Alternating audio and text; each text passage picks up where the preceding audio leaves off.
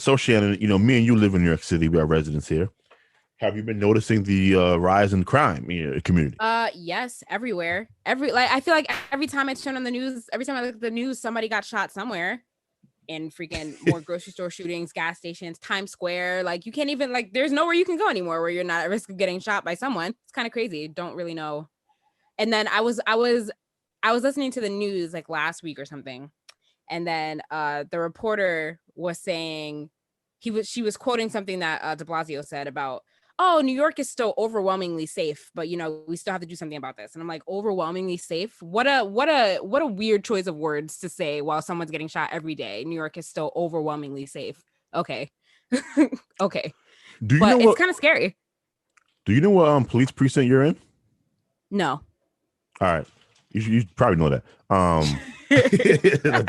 Pretty important information. So I live in one of the deadliest precincts. I think it's like my precinct and a precinct in Brooklyn. It's like the two What worst precinct are right you? now. I'm 48th. 48. Okay, 48th. I was gonna Yeah, guess 49. yeah, I'm 48th precinct.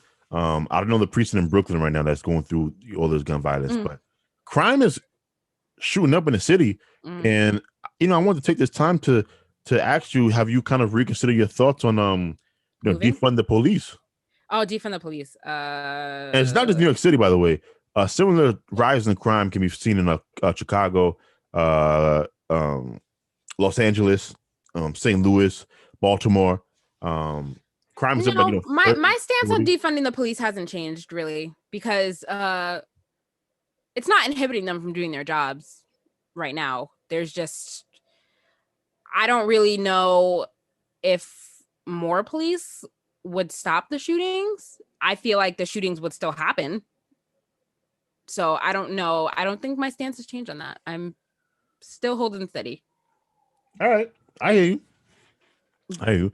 Shannon's one of those people that Shannon won't be satisfied until you know I'm just there's saying no the crime there's is no still black gonna people left. the crime is still gonna happen. They That's might not get true. caught fast. They might get caught faster if there's a cop down the block, but I feel like the crime is still gonna happen. I don't know. Remember, so what we have going on in the inner cities is the majority of the crimes are being committed by a minority of the people, Mm, primarily young black males between the ages of 16 and 34, something like mm. that's the crime demographic. And so police actually do make a difference, Shannon. That's why I disagree with you. Police Okay. presence, uh, especially if you have a lot of police, what it does is it interrupts how regular crime um, can happen. For example, one of the things that you'll see in New York City, they'll have police patrolling certain buildings, especially in public housing, and so police will be in kind of the lobby in the basement, or they'll be patrolling the hallways.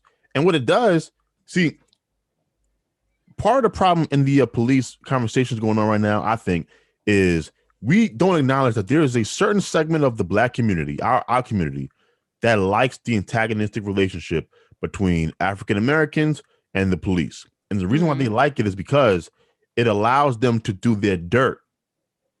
Okay. We have real criminals in our communities. Unnoticed. Yes, I see what you're saying. Okay. You see what I'm Okay. saying? So they like that there's a contentious relationship because we need police.